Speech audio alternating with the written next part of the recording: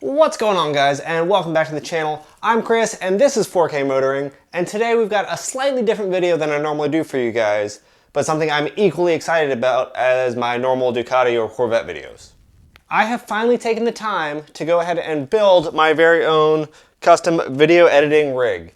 Now, this is one of the highest performing setups that I could find, and one of the first computers I've built in quite a long time. Overall, I do think it's one of the most compelling builds you can do in 2024 for video editing. Let me share it with you.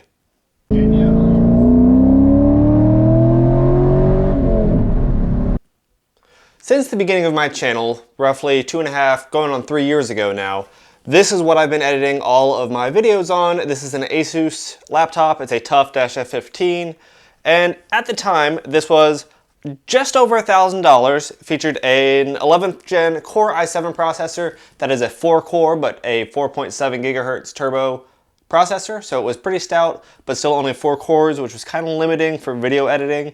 And it did have a mobile 3060 card in this, so a pretty recent graphics card, lower end, but pretty recent. And this thing actually did pretty well for 4K video editing up to this point. It was struggling on some of the later effects that I've started adding to the videos and some of the color grading as they got a little bit more advanced and some of the longer timelines. It struggled a little bit, had a few glitches here and there. You guys may have noticed on a couple of the videos, but overall, this thing did quite well and had the added benefit of being portable, which made it pretty convenient to use. Something I'd been wanting to do for a while now, but with all of the COVID, crypto mining, graphics card sort of inflated market, I really haven't seriously thought about building my own computer because they're so darn expensive. Well, I can tell you now in 2024, that is starting to reverse itself. These components are becoming a lot more affordable and you can get a lot of bang for your buck now. What I have bought is a simple Corsair 4000D RGB case in the white, as that is the current style, and I really like the way this looks. Included is a Core i9 14900K chip. This is an Intel board since they have the inbuilt media engine. There is an NVIDIA RTX3080 card. From the research I've been doing, there is apparently some issues in bandwidth or signal speed for the 40 series as opposed to the 30 series, so you get a little bit more signal speed. The budget I was looking for is right around that $500 mark. So that put me solidly in the 4070 or 4070 Super versus the 3080, and overall the 3080 just seemed like a better deal for this particular purpose of video rendering with better signal speed and more CUDA cores. 32 gigabytes of RAM, which is easily expandable.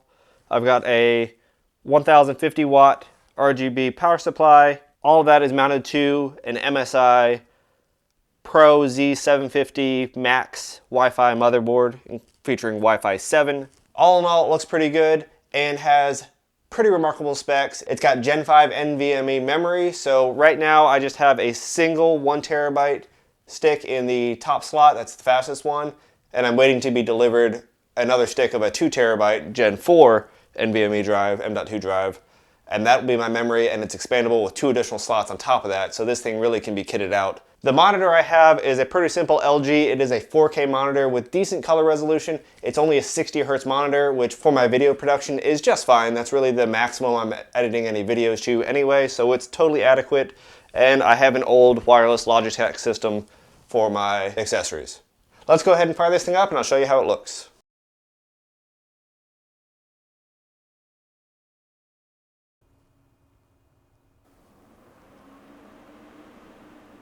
I've never had an RGB computer before, but this thing looks fantastic.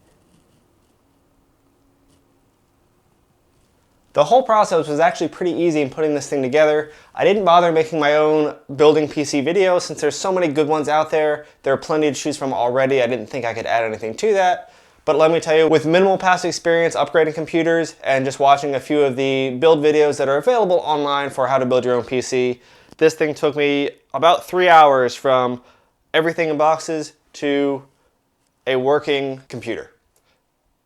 Luckily, I didn't experience any hiccups with this. Everything booted up and loaded perfectly with this system. I'm overall very happy with it, and I was able to get it all for right about $2,100 in components building it myself.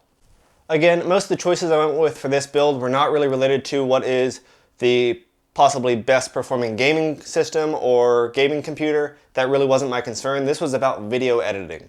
The reason I went with Intel as opposed to AMD is that, frankly, they have the inbuilt media engine and they just allow for better video processing and better encoding, H.264, H.265, that sort of thing. These just seem a little bit higher rated. This is the 14th gen, which really, as I researched it, is not its own generation. It's kind of more of a refinement of the 13th generation, slightly higher turbo boost, and a little bit more consistent temperatures and power consumption, that sort of thing. But otherwise, this is the latest and greatest and probably the longest supported chip from Intel. The motherboard is very recent, includes Wi-Fi 7, so this is very future-proofed, has plenty of slots for different PCIe, NVMe, whatever other accessories I do want to mount to this thing. The case will end up being a little bit smaller than I'd like. The 360mm radiator that I have for the liquid cooling setup, this is a Corsair H150 setup, 360mm. The only place in this case you can mount that is in the front, which results in the tubes being at the top, which I know is not great for a long shelf life. The Corsair unit seems to have a slightly taller top tank, which I think will allow plenty of water flow and keep the air bubbles away from things for quite a while, so I'm not as worried with this system.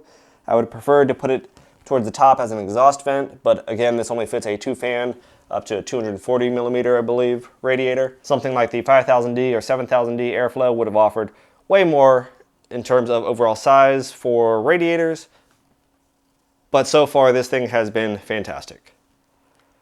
I've mentioned before I do use DaVinci Resolve, and this setup is fantastic for that. It seems to run it so much smoother at higher resolutions than my old laptop did, which I'm very happy with. That's why I built this system, and the rendering speed has been much improved as well. For those of you that use DaVinci Resolve, the paid version, the actual full version of the software, is absolutely worth the money. The free version is very powerful. It's amazing what you can get started and get using with just the free version of DaVinci Resolve. But the paid version, allowing the GPU rendering, turns hours of render into just a couple minutes, which is totally worth it. That time it gives you back, absolutely worth it. So again, not a typical video for this channel, just one I wanted to share with you, showing off my new build, something I'm very proud of, something that I'm very happy with. Let me know if you guys have done something like this before. Let me know if you guys use similar components or different ones that you find useful for this purpose.